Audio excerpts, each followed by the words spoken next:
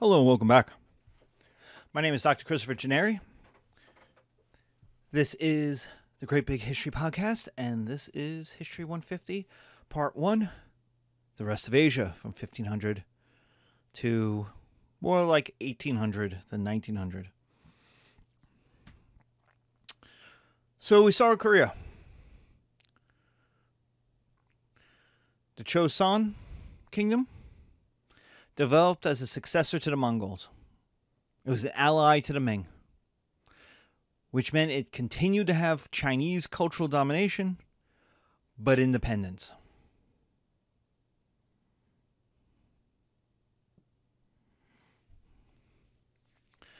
So, it's Confucian, which means loyalty to new leaders, which is what they wanted. They needed Confucianism. It emphasized hierarchy. So kings and emperors are going to always pick Confucianism because it says you should listen to the king or emperor. You get a huge investment in education. This is the way they chose to have recovery from the Yuan exploits, the exploitation from the Yuan Mongolian governments was invest in people. If you invest in people, they will make the economy better. They will make the state better. They bring in the Ming exam system. So it leads to good government at the local level, but it creates within the elite society this Confucian misogyny and hierarchy, which Korea didn't really have previously. Korea was a matriarchal in culture. It didn't have this emphasis on listen to the brother, husband, father hierarchy. And so that's new. So women are going to lose out, even as the political system in Korea is going to stabilize. But, and this is an important but, the exam system in Korea emphasized birth rather than merit, which is not Confucian. Now, we talked about this in a previous lecture. The Confucian system, because of money, gave elites an advantage and became self-perpetuating. But within the Korean system, they literally locked out the poor kids. So the poor kids went from having a small chance to rise up to having no chance to rise up. Problem. The Japanese pirates keep raiding the coast like the Vikings did to the French and Germany. So what happens is Korean lords start offering protection. Exactly what happened in France. The central government proves to be incapable of stopping the Japanese pirates. The Japanese pirates are even allowed to colonize the coasts, which is exactly what happened in Normandy. Normandy is named for the Northmen, the Normans. So Scandinavian Vikings settled in northern France and became French. This kind of thing is happening also on the coasts of Korea, which shows that the Korean kings are unable to defend the coasts. Success? The phonetic script. Korean is a phonetic script. So it's easier to learn than the Chinese symbology, where every symbol equals a word or phrase. So it's easier to learn. It's not quite an alphabet, which is the European Western Sanskrit system. It's not quite an alphabet where the sounds, where the letters will stand in for sounds, but this is pretty close. And so it's a phonetic script, which allows for more literacy. And it allows the conversion of Chinese texts into Korean form. And this is a huge, huge, huge, huge exclamation point, because it allows Korea to remain culturally independent and to create their own culture, separate from this behemoth of China right on its western border. It can bring in Chinese ideas without having to become Chinese, which was always the threat, because they were bringing in these Chinese texts, and without a way of converting it into Korean, you learned the Chinese, which made you less Korean. And so this is a major success in Korean cultural independence.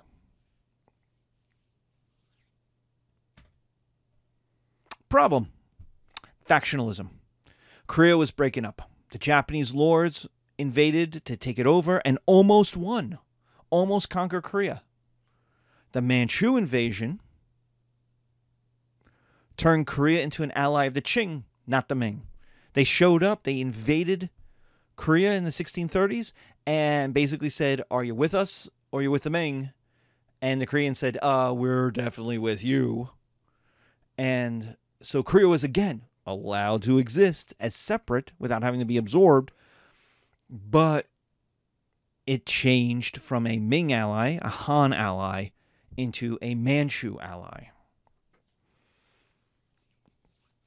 The king survives, but Korea is a tributary state until 1894, when it's ripped away from China and colonized by Japan. It becomes part of the Japanese Empire. Christianity appealed as independence and individualism. We'll talk about that in the West Arrives chapter. Economically, they're tied to the ancient sea trade routes with northern China and the eastern trade routes with Japan. So even with all these Japanese pirates and lords, they can't escape the dependence on this sea trade. The lords are powerful, but not too independent. The Korean king is a vassal ally of the Qing, who just wants quiet in the north, because the Qing have to deal with first the south and then the conquest of the west. And so basically, the Korean king is allowed to exist as a Qing ally. He's the Chinese emperor's guy in Korea. So the lords are powerful, but they're not allowed to ever become too independent, because if they got too independent, in come the Qing and just crush everybody. And the Qing in 1644 to 1700 could do that easily. In fact, they could probably do it into the 1800s. What about Southeast Asia? Southeast Asia has the conflict between three major peoples. It's conflict with a lot more people, but these are the three major peoples. You have the Viets, who migrated down the Mekong into the highlands. That's how you end up with this piece in this ribbon part on the coast. There's the Sham, who are sea peoples related to Indian Pacific Islanders. So there's a long stretch, a half moon that goes across the Indian Ocean into Southeast Asia, into the Pacific. And those are all sea peoples. They're all related to the Sham. And then there's the Khmer, cousins to the Viets, but settled in the better lowlands. So they're richer. They settled on the better lands, the delta of the Mekong. So the Khmer are able to create a much larger, richer kingdom. The Viets, who become the Vietnamese, will be in the highlands, lots of jungle, lots of highlands. So they are going to be the poorer of the two. The Sham get defeated and are reduced to a minority. And this becomes basically parts of South Vietnam. They're going to be defeated. They're going to be absorbed. They're going to be reduced to a minority. And there's going to be persecutions of them throughout history. The Khmer Empire is going to collapse from attacks by the Viet in the east and the Thai peoples coming in from the west. And Angkor, the capital, the place you may want to go see if you ever end up in Cambodia, Angkor Wat, is sacked in the 1430s. And that just breaks what will become the Cambodian state into just fractured places. The Khmer kingdom is broken into pieces. That would seem to be a wonderful time for the Viet people to move in, conquer the lowlands, and absorb their cousins and become a super state in Southeast Asia. And that doesn't happen because Vietnam was going to be absorbed twice by China. Once for 1,000 years. But geography and distance, they're going to be conquered by the Tang. This is the most famous in the 700s or 800s. But geography, they're just too far to the south. They're in the highlands as well. It's not easy to send armies there. Geography and distance allows the Viets to wage guerrilla wars and eventually break away. It's too far for Han armies to get. So Southeast Asia ends up divided. Vietnam, or what will become Vietnam, is China-influenced, Confucian, and has Chinese version of Buddhism, while the Khmer Thai end up with Indian-flavored, Bengal, Burma-flavored Buddhism. A form of Buddhism known as the Theravada. And Buddhism is going to dominate, unlike in the Confucianism of China and Vietnam, it's going to be the Buddhism is going to dominate the philosophy, the political philosophy of the Khmer and the Thai. In the 1700s, a Thai empire is going to absorb all of Southeast Asia except for the Vietnamese coast. They're going to build Bangkok as a great capital, a new Angkor Wat. Rama V, who is immortalized in the King and I, in the play, in the musical The King and I, illustrates the Westernization of Southeast Asia in the 1860s, bringing in knowledge, bringing in European technology, bringing in European knowledge. In the 1700s, having this great empire, Thai folk tales get turned into high art. So they take the art of regular people, they turn them into classics, epics, into the high art that elites can enjoy. Because remember, elites can watch the sex and fart jokes and laugh, but they also know, well, ordinary people are laughing at this, and I'm not ordinary. It's the difference between watching Big Bang Theory when you are rich enough that you know you should be watching HBO. And so what they do is they take those Thai folktales that everybody enjoys and they just turn it into a high art that the elite can lay claim to. Massive Buddhist sculptures are going to be built. This shows the wealth of the kings. It also shows the importance of Buddhism as both an elite philosophy, but also as a commoner religion and philosophy. They're going to convert Thai versions of old Sanskrit war epics. Again, we have the Indian influence. They're going to take these old war epics, turn them into Thai versions, and add Thai characters, and add Thai folktales to it, and add Thai philosophy into it, and make it their own. In the same way,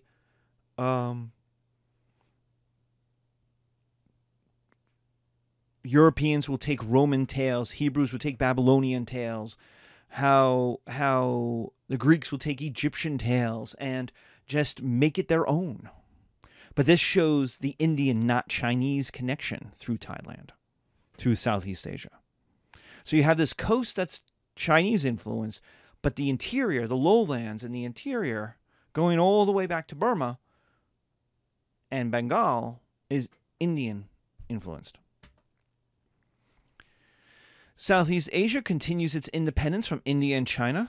You get these huge, which are huge old empires and huge cultures. They're not, Southeast Asia is between these two, but it's not part of either. It's not being absorbed by them. Whether it's the fractured state that is India or the monolithic empires that are the Yuan, Ming, and then Qing, Southeast Asia is too far away. It's between these two, and it's this borderland of cultures. So you get this mixing of national and transnational connections, emphasized in Buddhism. Buddhism is huge in all of these places, but it's not Indian specific, and it's not Chinese Buddhism. It starts as those, it comes in, and then it's converted. It's made their own. Burma's fate is increasingly tied to Bengal. This is especially true once the British show up, once the Europeans show up. Southeast Asia is dominated by changing groups, the Khmer, then the Thai, then the Vietnamese. Problems. Southeast Asia is tied to the Chinese-Indian Ocean Trade Network. They're in the middle. And so when that collapses in the late Ming, when the Ming start to get rid of their navy, start to pull back, so do the connections to the outside world, which leaves this vacuum that Westerners coming into India will fill.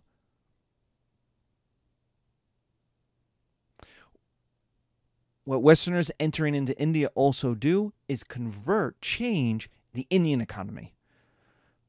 Yes, part of the Indian economy was always tied to Persia and Central Asia and into the Silk Road, but a large part of the Indian economy was coastal and so tied to Southeast Asia, into China. Westerners coming by sea, coming into Western India, are going to change that. They're going to pull the Indian economy westward to them. And so again, Southeast Asia gets poorer. It's going to lose out. The Qing in China bring a revival of these connections. Chinese merchants begin to show up in Southeast Asia. Chinese colonists come, but they'll come later in the 1800s following European demands for labor. So you're going to get places in Malaysia that are going to have a very high Chinese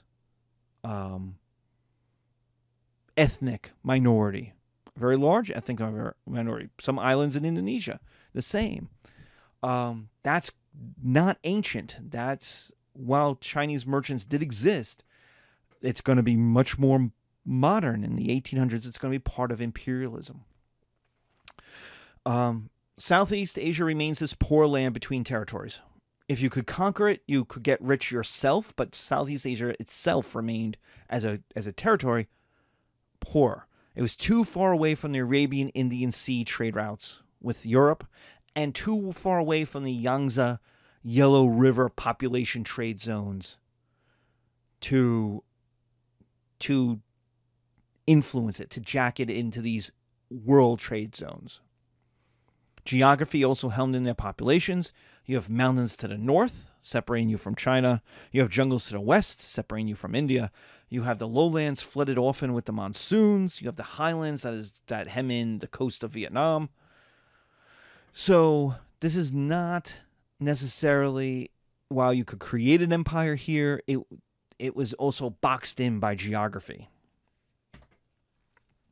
Indonesia. An island people connecting East Africa to Polynesia. Like the Champa. They're related to the Champa. There's a huge mixing of peoples from the Indian Ocean to Pacific and Southeast Asia. There's this huge mixing going on of all these trade routes, marriages, connecting the Philippines to Indonesia, Indonesia to Southeast Asia to the Indian Ocean. So there's all of this mixing. Indonesia is going to be tied to the Chinese trade during the Tang Dynasty. Again, this is the 7, 8, 900s. If you think about 1000 AD, height of the Tang. So Indonesia is tied to the east. Islam comes following Bengal trading routes. So it's coming from eastern India. Makes sense. It's the closest trading routes. Islam came into northwestern India through Afghanistan, through Pakistan, into what is today India. All this was part of India. It's the Indus River Valley. It then jumps over and follows all the way. It follows the Ganges and the other eastern rivers to Bengal, what is today Bangladesh. So these are connected. So you have this world trade. These people are not isolated. But as China declines and turns inward, trade increased with Muslim India. So unlike Southeast Asia that was losing out, Indonesia can turn, but also parts of Indonesia lose out. The eastern parts that are tied to China lose out, and Sumatra, the western parts, win because they're closer to India. Islam spreads to the ports and then spreads inland. Makes total sense. Muslim merchants, this is how Islam expands. Christianity tries to do some of the same, but Islam will expand by merchants. They'll be like, they want to make a deal. And who do they want to make a deal with? People like them. So Islam was this connection. Islam wasn't ethnic. It was universal. And so while Arabs do believe they are the greatest people in the whole wide world, because they're the first Muslims, they are perfectly happy with other people becoming Muslims. And by this point, by the time we get to 1,000, 1,200, 1,300, 1,500, you're talking that these are Bengal Muslims who are totally different than the old Arabs. And so Islam is complicated. But the idea is people want to trade. They want to make deals with people like themselves. And the mosque is the place to meet. The ports are the place to meet. The Muslims have money. So, hey, I'll become Muslim. Okay. How deep is that Islam? When it starts, not very deep. Does it become deep? Yes, because Islam equaled success. It equaled government knowledge. We see this in North Africa too, and in Western Africa. Islam is winning in northern India in 15, 16, 1700. Why wouldn't you want to be tied to that? It has technology. The Turks have the most advanced army in the world in 1500. So Islam is winning. Like in East Africa, like in West Africa, Islam began economically and spread into politics. It got you literate, smart, experienced government officials. So Islam works the same way as the Mandarin tests do in China. And what you get is the rise of the thalassocracy. This is going to be a tough one. Thalassocracy. THALASSOCRACY.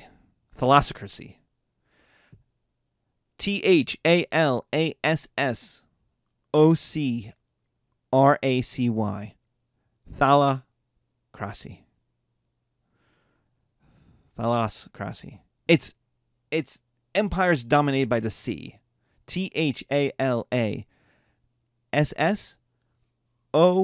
CRACY. Sultanates, which ships dominate the island trade. The ancient Athens, for example. The Phoenicians, for example. These are kingdoms based upon dominating the sea and the sea trade routes. They connect Indonesia to China and India. They are the middleman. In some way, they're not quite the Renaissance of Italy for huge reasons, why not? But they're acting economically that same way. They're connecting East and West together. And had that Chinese economics increased and India not collapsed and fallen apart, Southeast Asia would have done very well. The problem is there's lots of islands, lots of ships, expensive trade. China and India are not close, so we have expensive trade, but very tight geography. All of that means pirates. Pirates, pirates, pirates. Indonesian pirates are just as famous as Japanese pirates. And the Straits of Malacca are famous for pirates. They're still, today. There's the Gulf of Aden, where Africa and Arabia, the Arabian Peninsula, almost meet. Famous for pirates. All throughout history, famous for pirates. It's because the land comes so close, it's a choke point. The Straits of Malacca, the same thing. Even today, in the Indonesian waterways through Indonesia, connecting India to China, huge for pirates. Famous for attacking shipping lanes. Strong sultanates could repress it. Weak ones couldn't stop it. You have too many islands, too many ships. There's a lot of money being shipped between the places, and so that's a drag. That's an economic drag on your economy because they're destroying ships, they're stealing ships, they're destroying things that would be taxed. That's a problem. It allows the Portuguese and the Dutch to get involved. First, as an ally economically. Hey, we'll help you. We'll trade with you. You're on the way. Indonesia will have lots of stuff. And then once the pirates get a hold of Portuguese and Dutch shipping, it's then the repressed pirates.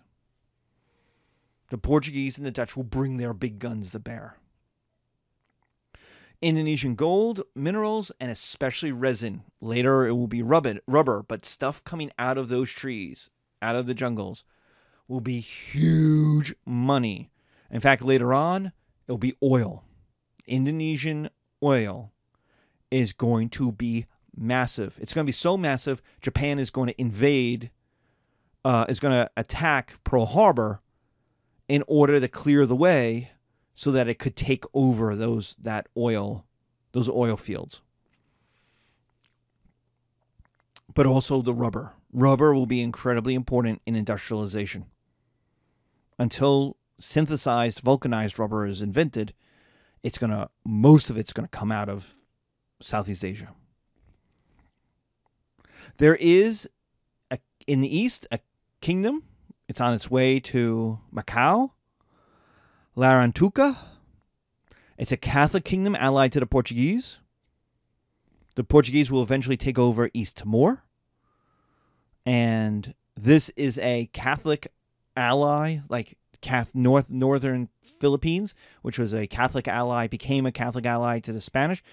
Timor and East Timor will become a Catholic ally to the Portuguese to protect itself against the Muslims from the West, from the Western islands. But a lack of unity, a dependence on the through trade, so that they took pieces. Indonesia was selling stuff, but it wasn't making much stuff. What it was making money on being a middle place between China and India. And as China regresses economically, so does Southeast Asia. And so you get poverty. You get weak kingdoms. And that's where we will end. So what we have is increasing interaction of first the Portuguese, then the Dutch. Later it will be the English and the French. We have a series of kingdoms in Southeast Asia and the growth of what starts as 3 major peoples and eventually 2 will dominate the area. We have what is a middle place, a borderland between 2 gigantic cultures, India and China. And they have the advantages and disadvantages of being those borderlands. There's independence, but there's also poverty. And we'll talk about them more and what happens when the Europeans arrive and stay in the 1800s in part 2 of our course. Take care.